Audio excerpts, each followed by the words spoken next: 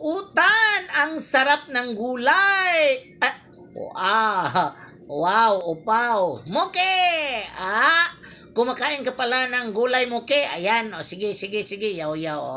Kaon dyan ang maayo, ha. Ayusin mo pagkakain mo, Mok. Okay, makinig tayong lahat.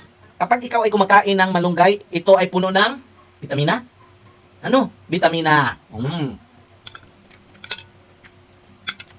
At pag ikaw naman ay kumakain ng tomato, anong meron dito?